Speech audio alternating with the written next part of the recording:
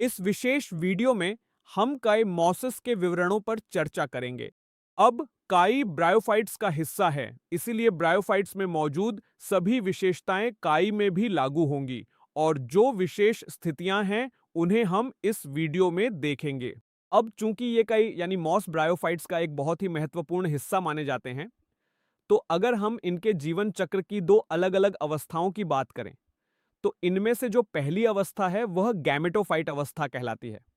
और सामान्यतः ब्रायोफाइट्स के मामले में इनकी सबसे मुख्य और प्रभावी अवस्था हमेशा गैमेटोफाइट ही होती है।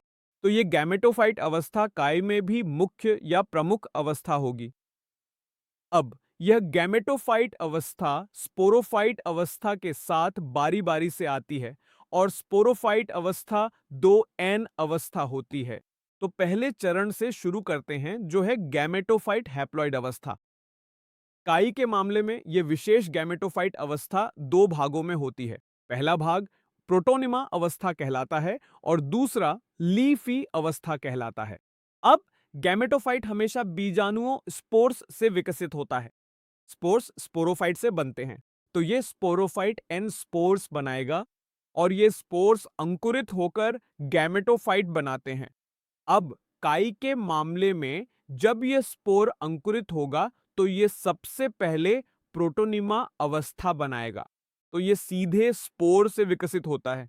यह विशेष प्रोटोनिमा अवस्था रेंगने वाली होती है, यानी यह सीधी खड़ी अवस्था नहीं होगी, यह जमीन पर रेंगती हुई होगी। यह हरी शाखा होगी और ज्यादातर इसका आकार तंतु जैसा फाइलेमेंट्स होता है। अब यह प्रोटोनिमा या द्वितीयक प्रोटोनिमा अवस्था यह पत्तेदार अवस्था में बदल जाएगी और यह पार्श्व कली लेटरल बड से बनेगी। अगर हम इस पत्तेदार अवस्था की बात करें तो यह सीधी खड़ी होगी। तो अंतर यह है कि प्रोटोनिमा जमीन पर रेंग रही थी, लेकिन यह अवस्था सीधी खड़ी होती है और इसका अक्ष पतला होता है। यह विशेष पत्तेदार अवस्था यह जमीन से राइजोइड्स की मदद से जुड़ी होगी और यही वह अवस्था है जिसमें लैंगिक अंग सेक्स ऑर्गन्स होंगे, यानी नर लैंगिक अंग और मादा लैंगिक अंग। मॉस में प्रजनन की बात करें तो सबसे पहले हम वनस्पतिक वेजिटेटिव प्रजनन की बात करते हैं। यह साधारण विखंडन फ्रेगमेंटेशन द्वारा होता है।